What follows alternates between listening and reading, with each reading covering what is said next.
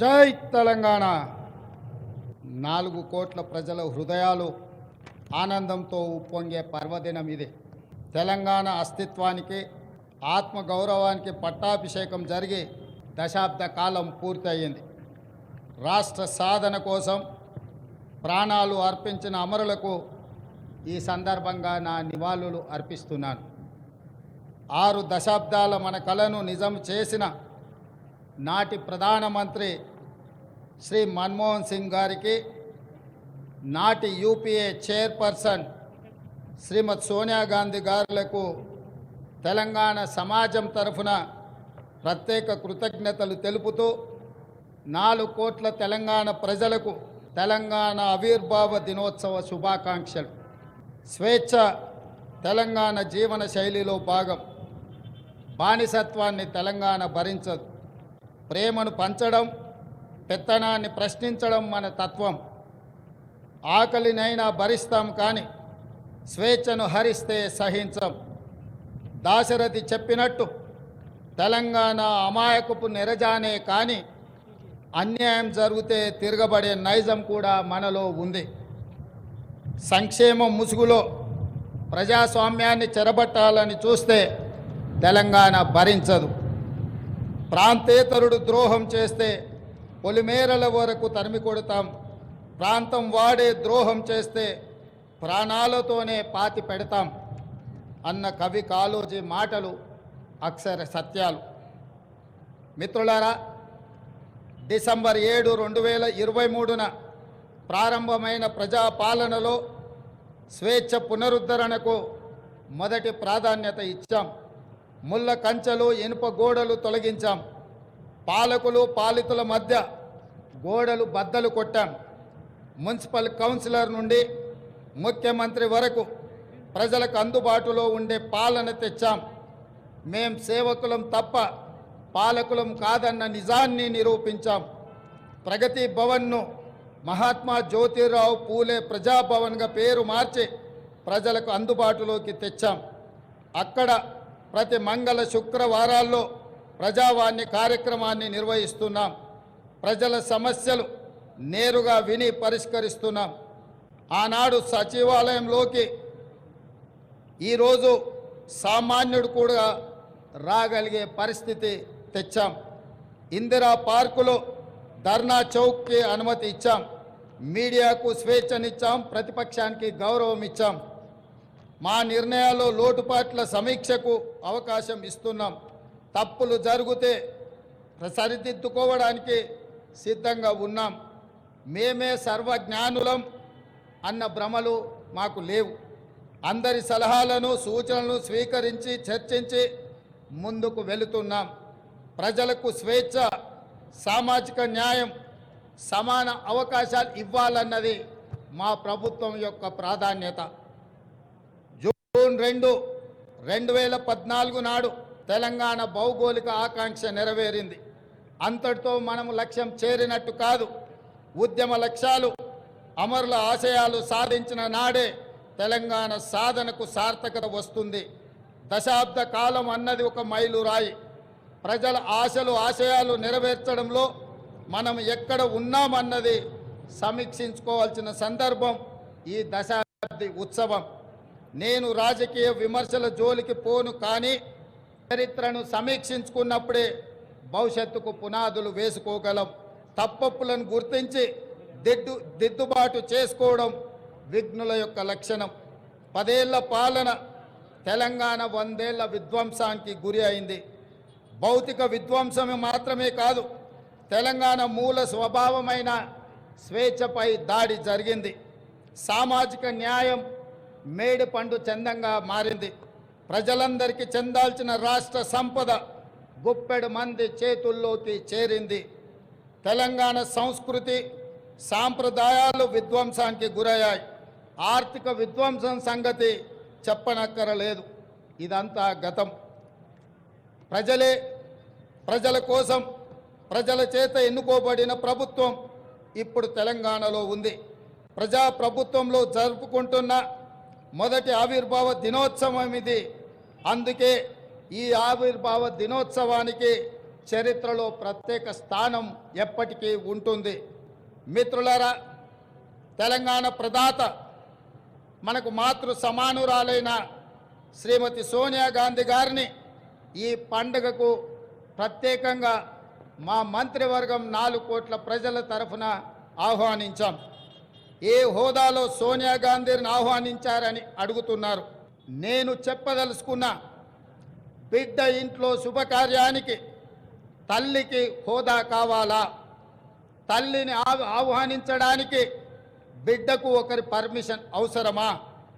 ఏ హోదా ఉందని, ఏ పదవిలో ఉన్నారని మహాత్మా గాంధీని మన జాతిపితగా గుర్తించుకున్నాం. తెలంగాణ చరిత్ర ఉన్నంత వరకు శ్రీమతి సోనియా గాంధీని ఈ సమాజం తల్లిగా గుర్తించి గౌరవిస్తుంది.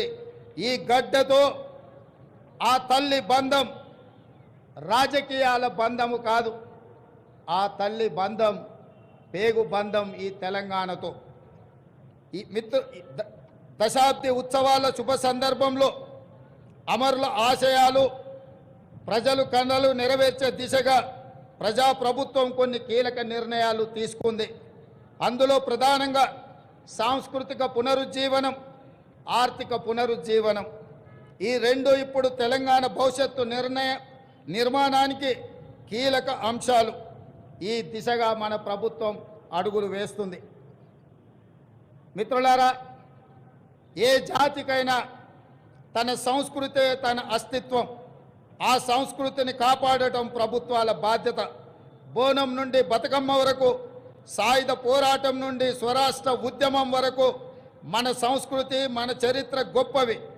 సమ్మక్క సారలమ్మ నుండి జోగులాంబ వరకు, భద్రాద్రి రాముడు నుంచి కొమరం భీముడి వరకు అమరుల త్యాగాలు, హక్కుల ఉద్యమాల వంటి వాటితో తెలంగాణ గొప్ప చారిత్రక వారసత్వాన్ని కలిగి ఉంది. ఈ సంస్కృతిని, చరిత్రకు పునరుజ్జీవనం జరగాలి. తెలంగాణ వచ్చి 10 ఏళ్ళైనా ఇప్పటికి మన రాష్ట్ర గీతము లేదు. ఉద్యమ కాలంలో ఉవ్వెత్తున స్ఫూర్తిని రగల్చిన జయ జయ హే తెలంగాణ జననీ జయ కేతనం గేయమే మన రాష్ట్ర అధికార గీతం కావాలని ఆనాడు ఆశించాం. సహజ కవి అందశ్రీ రచించిన ఈ గేయం మన రాష్ట్ర గేయంగా ఉంటుందని విశ్వసించాం. ప్రజల ఆకాంక్షల మేరకు ఈ పర్వదినాన జయ జయ హే తెలంగాణ గీతాన్ని రాష్ట్ర అధికార గీతంగా సగర్వంగా మా ప్రభుత్వం ప్రకటిస్తున్నది. చిహ్నం ఒక జాతి చరిత్రకు అద్దం పడుతుంది. జాతి చరిత్ర మొత్తం నిక్షిప్తమై ఉండేది చిహ్నంలో మాత్రమే. తెలంగాణ అంటే ధిక్కారం, తెలంగాణ అంటే పోరాటం. రాష్ట్ర అధికారిక చిహ్నంలో అది ప్రతిబింబించాలి. ఆ దశగా ప్రజాప్రభుత్వం నూతన చిహ్నాన్ని రూపొందించే పనిలో ఉంది. వివిధ వర్గాల నుంచి వచ్చిన సూచనలు, సలహాలు పరిగణలోకి తీసుకొని రాష్ట్ర నూతన చిహ్నాన్ని రూపొందించే పనిలో ఉన్నాం. అదేవిధంగా మిత్రులారా, ఉద్యమ సమయంలో ప్రజలు టీజీ అనే ఇంగ్లీష్ అక్షరాలను తెలంగాణకు సంక్షిప్త అక్షరాలుగా నిర్ధారించారు. యువత తమ గుండెలపై టీజీ అని పచ్చబొట్లుగా పొడిపించుకున్నారు. వారి ఆకాంక్షల మేరకు టీఎస్ స్థానంలో టీజీని పునరుద్ధరిస్తూ ప్రభుత్వం నిర్ణయం తీసుకున్నది. జననీ జన్మభూమిస్య స్వర్గాదపి గరీయసి అంటే జన్మనిచ్చిన తల్లి, జన్మనిచ్చిన భూమి స్వర్గం కంటే గొప్పవని అర్థం. తెలంగాణ తల్లి 4 కోట్ల ప్రజల యొక్క ఆకాంక్ష ప్రతిరూపంగా ఉండాలి. ఆ తల్లిని చూస్తే మన కన్న తల్లి యాదిలోకి రావాలి. సగటు తెలంగాణ గ్రామీణ మహిళా రూపమే తెలంగాణ తల్లి ప్రతిరూపంగా ఉండాలి. తెలంగాణ తల్లి కష్టజీవి, కరుణామూర్తి. ఈ రూపురేఖలతో తెలంగాణ తల్లి రూపానికి పునరుజ్జీవనం జరగాలి. త్వరలో ప్రజల ఆకాంక్షలను ప్రతిబింబించేలా తెలంగాణ తల్లి రూపుదిద్దుకుంటుంది. త్వరలోనే తెలంగాణ రాష్ట్రానికి తెలంగాణ తల్లి యొక్క ప్రతిరూపాన్ని మేము అందించబోతున్నాం. ఈ నిర్ణయాలు ఎవరికి వ్యతిరేకం కాదు, ఒక జాతి ఆకాంక్షలకు ప్రతిరూపం మాత్రమే. అదేవిధంగా మిత్రులారా, తెలంగాణ రాష్ట్ర ఆర్థిక పునరుజ్జీవనం మేము అధికారం చేపట్టే నాటికి రాష్ట్ర ఆర్థిక వ్యవస్థ పూర్తిగా విధ్వంసమైంది. 7 లక్షల కోట్ల రూపాయల అప్పుల ఊబిలో తెలంగాణ కూరుకుపోయింది. శాసనసభలో శ్వేతపత్రము పెట్టి వాస్తవాలు ప్రజల ముందు ఉంచాం. రాష్ట్ర సంపద పెంచి పేదలకు పంచడానికి ఆర్థిక పునరుజ్జీవనం జరగాల్సిన అవసరం ఉందని మా ప్రభుత్వం గుర్తించింది. మా ప్రభుత్వం ఆ దిశగా ప్రయత్నం చేస్తుంది. కఠినమైన ఆర్థిక క్రమశిక్షణ పాటిస్తూనే సంక్షేమం అభివృద్ధిలో రాజీ పడటం లేదు. ప్రభుత్వ ఉద్యోగులు పెన్షన్లకు 1వ తారీఖునే వేతనాలు ఇవ్వడం జరుగుతుంది. అదేవిధంగా మిత్రులారా, గ్రీన్ తెలంగాణ 2050 స్వల్పకాలిక ఆలోచనలు కాదు, దీర్ఘకాలిక ప్రణాళికలతో భవిష్యత్తుకు పునాదులు వేస్తున్నాం. మొత్తం తెలంగాణకు గ్రీన్ తెలంగాణ 2050 మాస్టర్ ప్లాన్ తయారు చేస్తున్నాం. రాష్ట్రాన్ని 3 జోన్లుగా విభజిస్తున్నాం. హైదరాబాద్ ఔటర్ రింగ్ రోడ్డు పరిధిలో ఉన్న ప్రాంతాన్ని అర్బన్ తెలంగాణగా, ఔటర్ రింగ్ రోడ్డు నుంచి రీజనల్ రింగ్ రోడ్డు మధ్య ప్రాంతాన్ని సబర్బన్ తెలంగాణగా, రీజనల్ రింగ్ రోడ్డు నుండి తెలంగాణ సరిహద్దుల వరకు ఉన్నది గ్రామీణ తెలంగాణగా నిర్ధారించాం. ఈ 3 జోన్లలో ఎక్కడ ఎలాంటి అభివృద్ధి జరగాలి, ఎక్కడ ఏ రకమైన మౌలిక సదుపాయాల కల్పన జరగాలన్నది ఈ మెగా ప్రణాళికలో విస్పష్టంగా తొందరలోనే ప్రకటిస్తాం. హైదరాబాదు నగరానికి ఒకనాడు తలమానికం మూసీ నది. ఈనాడు మూసీ ఒక మురికి కూపంగా తయారవుతే దానిని సుందరీకరించి, మూసీ సుందరీకరణ ద్వారా ఈ హైదరాబాదు నగరాన్ని ప్రపంచ చిత్రపటంలోనే ఒక విశ్వ నగరంగా మార్చడానికి ఈనాడు మా ప్రభుత్వం కార్యాచరణను చేపడుతుంది. మూసీ సుందరీకరణ పథకం ద్వారా పరివాహక ప్రాంతాన్ని ఉపాధి కల్పన జోన్గా తీర్చిదిద్దబోతున్నాం. ఈ పథకానికి ఇప్పటికే 1000 కోట్ల రూపాయలు కేటాయించాం. హైదరాబాద్ బ్రాండ్ ఇమేజ్ని ఈ పథకం మరో స్థాయికి తీసుకెళ్తుందనడంలో సందేహం లేదు. పర్యాటకం, ఆర్థికం, పర్యావరణం ఈ 3 కోణాలు ఇందులో ఉన్నాయి. ఎగువన ఉన్న ఉమ్మడి రంగారెడ్డి, దిగువన ఉన్న ఉమ్మడి నల్గొండ జిల్లాలో సాగునీటి వనరుగా కూడా మూసీ ఉపయోగపడుతుంది. ప్రజల అవసరాలకు తగ్గట్టు మెట్రో విస్తరణ ప్రణాళికలను ప్రకటించాం. రీజనల్ రింగ్ రోడ్డు త్వరితగతిన పూర్తికి ప్రయత్నిస్తాం. తక్కువ ఖర్చుతో ఎక్కువ నీరు ఇవ్వగలిగే సాగునీటి ప్రాజెక్టులకు తొలి ప్రాధాన్యత ఇవ్వడం జరుగుతుంది. రాష్ట్ర ఆర్థిక పునరుజ్జీవానికి అవసరమైన అన్ని నిర్ణయాలు తీసుకోవడం జరుగుతుంది. అన్నిటికంటే ముఖ్యంగా మిత్రులారా, ఈనాడు తెలంగాణ రాష్ట్రాన్ని ముఖ్యంగా ఆనాడు ఉద్యమంలో ఉవ్వెత్తున పాల్గొన్న తెలంగాణ యువత ప్రభుత్వాల నిర్లక్ష్యం వల్ల ఈనాడు డ్రగ్స్ మహమ్మారి వైపు, గంజాయి వైపు మళ్ళీ ఈరోజు తెలంగాణ సమాజాన్ని నిర్వీర్యం చేసే కుట్ర జరుగుతుంది. అందుకే తెలంగాణలో డ్రగ్స్ అన్న మాట వినిపించడానికి వీలు లేదని మేము సంకల్పించాం. డ్రగ్స్, గంజాయి విషయంలో ప్రభుత్వం అత్యంత కఠినంగా వ్యవహరిస్తుంది.